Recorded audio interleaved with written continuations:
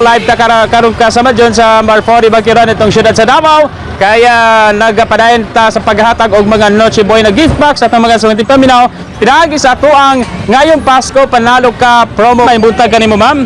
Good morning, sir. Sa pangalan? Janet Baklay po. Ready na kasakto ang Christmas song ngay the station sa RMN Network. Ready na po. Ready na daw kasama ngayon. Sige, on my count, 1, 2, 3, ready, get set, go! Makakarating sa tahanan, Paskuhan, pagmamahalan, bubunos ng galak ng tuwa, halik marating sa bayan, alingning ng kalangitan, hahawin ang lahat ng sa iyo'y makarating.